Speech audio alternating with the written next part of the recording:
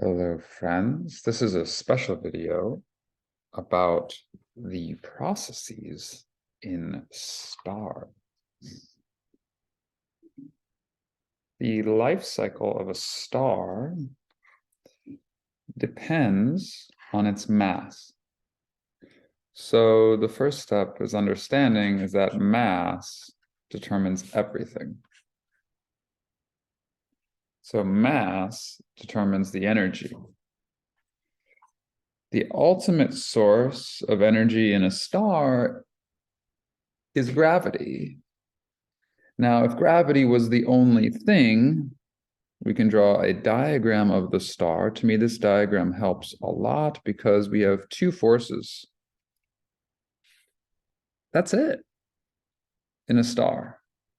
We have gravity pulling it together, and we have pressure pushing it back up. Now, that pressure is caused by heat, also by light. Light can exert a pressure, as we saw with light sails, right? And in the core, there's a lot of heat and light coming out, but only if there's fusion. So when there's fusion,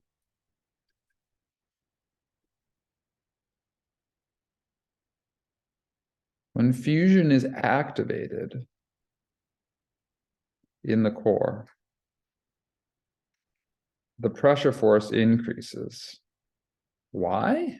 Well, you have these particles like neutrons or helium nuclei with excess kinetic energy. Remember, the whole point is connecting this to what we've been doing on the homeworks. We have excess kinetic energy due to this being more bound.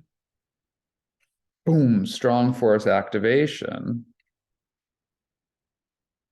And so it all comes back to that while the ultimate source of energy is gravity, the secondary and almost equally primary source of energy in a star is fusion. So gravity starts the whole process because, remember, there's a temperature barrier, right? Fusion is activated when the repulsion is overcome.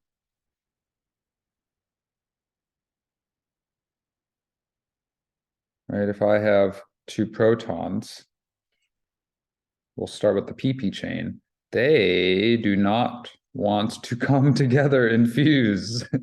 They refuse to fuse. But you can force it, where if they get within about 1.7 femtometers, the strong force is bigger, and it will hold them together. The Pauli exclusion principle will smash them apart unless one of them turns into a neutron, and that happens it's like 10 to the 22 times. It's even more than a trillion. And that's the first step in the pp chain, which we've gone over. The point is, if you have enough temperature, you can make that happen. You can bring them close enough together to do that. Temperature and density, really. You have to be careful here.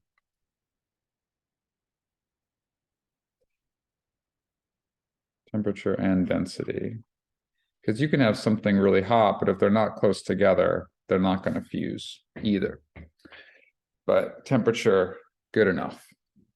For your understanding, temperature means kinetic energy. They're flying around fast enough to overcome the electric repulsion. This is it. This is everything. When they do, so this is step one, right? This is step two. When this is overcome, fusion is activated, which increases FP, which holds up the star and heats up the star. Now, why does this happen? That's from the excess kinetic energy from strong force activation, right? Going from less bound nuclei to more bound nuclei. This is the connection, right? This is the sweeping connection of all the things. Here you go. So next point. So the stages, right? Stage 1 is the PP chain, which is hydrogen fusion, right? This go in order of temperature requirement. So when a star first collapses, it'll reach this stage first. Main sequence. It's the easiest to do. So a star will reach it first. It's not going to reach stage 2 until it's done with stage 1, because remember, that pressure force due to fusion is perfectly countering gravity. So when this happens, the core is stable. Yes, it's a chaotic thermonuclear reactor in space, but it's stable. The sun is stable. It's not collapsing in on itself. It's going to burn for another 5 billion years, pretty much the same size. It is getting a little hotter as you go through the fusion becomes a little more efficient. It steadily gets a little hotter over time, but not by much. Essentially, it's the same for however long the star lives. So in order of temperature requirement, all stars go through this process if they have enough mass to make it to the next stage. Right? So if they have enough mass, the helium core will collapse. Well, it will always collapse. And then if they have enough mass, it will ignite if the star was greater than half a solar mass, which means that, for instance, an example, a red dwarf, which has a mass of, the bare minimum mass, will only fuse hydrogen. The helium core collapses, but does not get hot enough and forms a white dwarf. Not enough. See if I can squeeze this in. You think I can do it? Temperature for helium fusion. I did it. I knew I could. So for example, so when helium plus helium goes into beryllium, fuses into, plus another helium makes carbon, plus another helium makes oxygen. I hope this chain makes sense. Here's one process. Here's another process. Here's another process. I don't know if those parentheses are confusing or helpful. Right. This is just shorthand, right? You have these go into this plus this goes into that, this plus this goes into that, and then it's not enough to add another helium. I'd say, why don't I add another helium to turn it into, what is that going to be? Neon. Looking at my periodic table here. It turns out not enough temperature to do that. So to get neon, you actually have to burn carbon. So you have this carbon oxygen core collapse. And that will ignite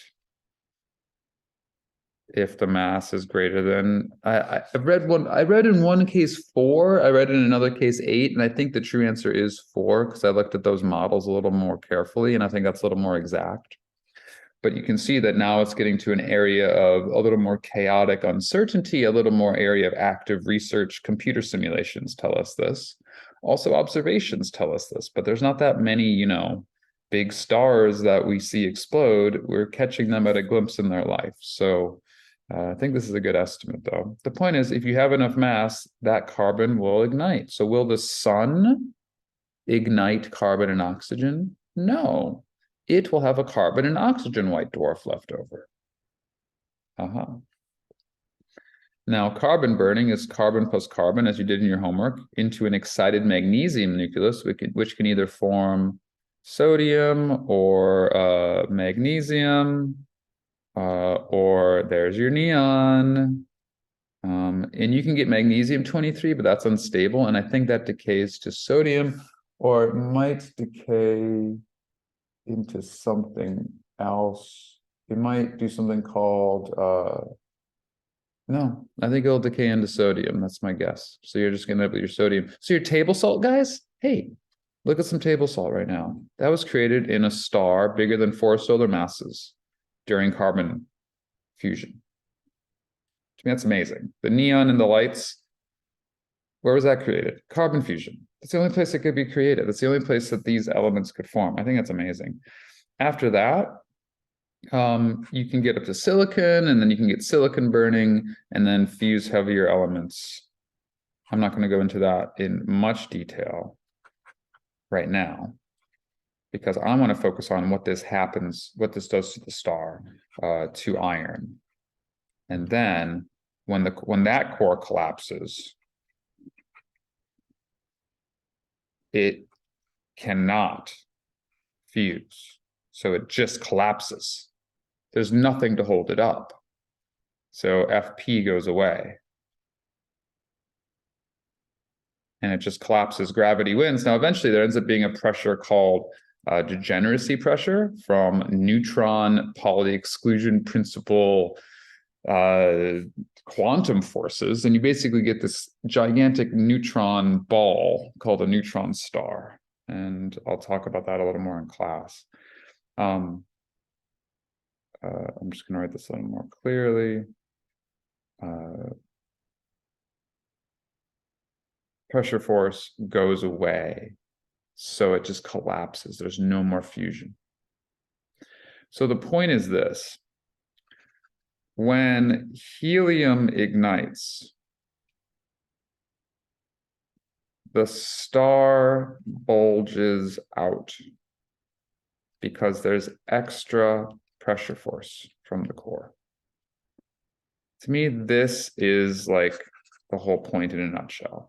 So if I have a star and the core collapsed, but then heated up so that helium fusion is happening, then what we're going to get is the pressure force is now larger, pushing out.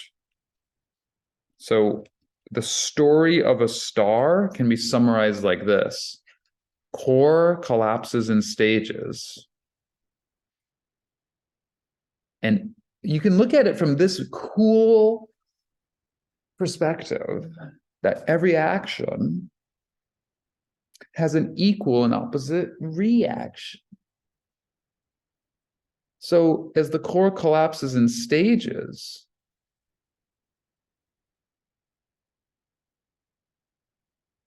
the pressure force increases because you have this energy output, pushes, let me write that as step 2, pushes the outer layers. By the way, there's a name for those outer layers. It's called the envelope. Do you like that? The envelope of the star. There's pretty much, I mean, there's a few like layers to a star, but there's pretty much 2. There's the core and the envelope. As the core contracts, the envelope doesn't have fusion, so it's just kind of left to the whim of that energy coming out of this ball of the core. It's like this wind pushes the outer layers outward. When the helium ignites, the star bulges out. We call that a red giant. Now you can get a red supergiant or a red hypergiant or something called an asymptotic giant. There's different names and they mean different things depending on the size of the star, the specific stage in its life that it's experiencing.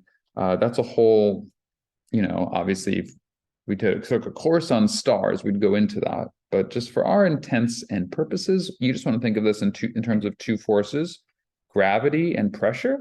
Fusion creates the pressure, but gravity creates the temperature.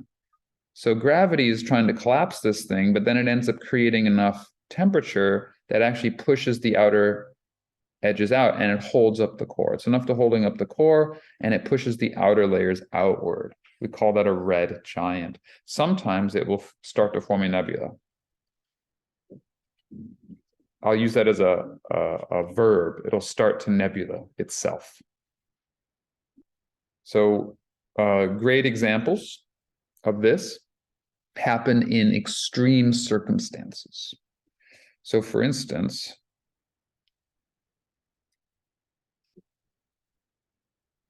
if we look at VY Canis Major, and we look at its nebula, it's a huge star, most likely going under helium fusion. So this star most likely, and if you read this, it's kind of cool. It most likely it definitely has bulged out. Oh, computer's being a little slow. It's a little slow on the uptake this morning, all good. There it is. VY Canis Major is surrounded by an extensive and dense asymmetric red reflection nebula with a total ejected mass of, look, it's already started shooting its mass out into space. It's already started ejecting it. Why? It's because of the helium fusion in its core. Now, it will continue to do this more powerfully when we have more powerful fusion happening. So carbon fusion will do a more extensive outward pushing, pressure pushing.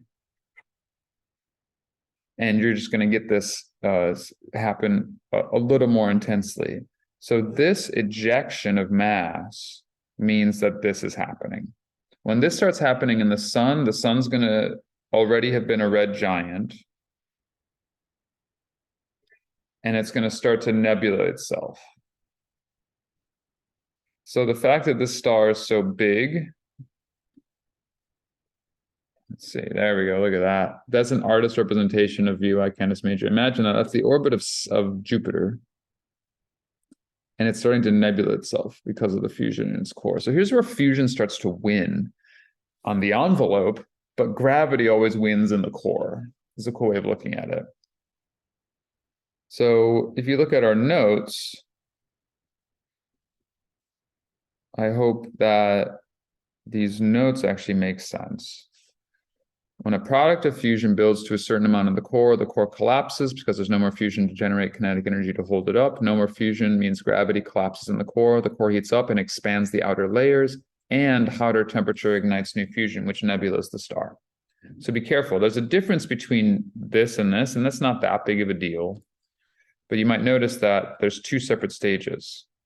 The outer layers expand into a red giant just due to the core collapse. You might ask about the mechanism of that. That's because the outer hydrogen fusion, you get a shell. So you get helium collapse. You have an outer hydrogen fusion PP chain still happening in a shell around it, like an onion. That heats up and becomes more efficient. So that's going to exert a pressure force, which increases just due to the core collapse. So if you're wondering about the more nitty-gritty details of this, technically it hits the red giant first, and then helium fusion ignites, which nebulas the star, or begins to. You like that verb? It nebulas the star, right? And then the binding energy per-nucleon graph tells us, well, how efficient this is. In other words, it helps us determine the temperature requirement, because if you get them close enough, right, you're going to fuse them. And then the energy released comes from one being more bound or less bound. Eventually, you get there's no temperature that can fuse iron because you don't get the pressure force coming out. So this provides the pressure force. I think I actually just misspoke. It doesn't have to do with the temperature. The temperature has to do with how strong the strong force is and the electric repulsion. Whereas the most bound to least bound to most bound provides the pressure force. Anyway, that's the story. And that's the story of stars. I want to say one more thing, though, which is this, that if you look at this chart, to me, this chart is one of the most important ones. we'll look at this version. So here's the layers of the onion in the core, when you actually have silicon burning into iron, and you have oxygen burning into silicon, and carbon and oxygen burning into magnesium, and helium and carbon burning. You might notice there's more layers here than I kind of pointed out. I pointed out the major ones. Here we have the PP chain becoming helium, helium becoming helium and carbon, etc. So this is a more detailed layers of the onion, and this is kind of to scale. You guys see this scale here? Little bits, and eventually you get this little iron core that collapses in on itself and causes the star to explode. The time scales here are important, right? Meaning that VY Canis Major is about 10 million years old, and that means it's probably just past its hydrogen burning stage. It's probably still burning helium for a little bit longer. But notice once it gets to carbon, that's not very long. You might say 1,000 years is long. No, that's a blink of the eye in the life of a star compared to 10 million, or in terms of the sun, 10 billion years. So once you get to carbon, that is an accelerated process where it just all of a sudden goes to iron. So that's probably why VY Canis Major is still in the helium burning stages. And most of the big stars we see probably are in the helium burning stages, because if you can catch them in this carbon burning stage, you don't have very long before they've exploded. And to catch an astronomical object in something that only takes 1,000 years is pretty impressive. That's it. What story and mechanisms are the basis for this chart? Mass determines temperature. More mass, more temperature, more things that you can fuse, and it increases the rate. So more fusion and increases the rate of fusion. Mass determines everything. Mass, temperature, more fusion, rate of fusion. What is the physical picture at play that corresponds to this? Well, you have more kinetic energy to get things to smash together. If you have more kinetic energy, they're going to happen at a faster rate, and you're going to have a lot of excess energy to break that electric repulsion barrier a little more easily, not only for heavier elements, but in terms of the rate in which you can do it.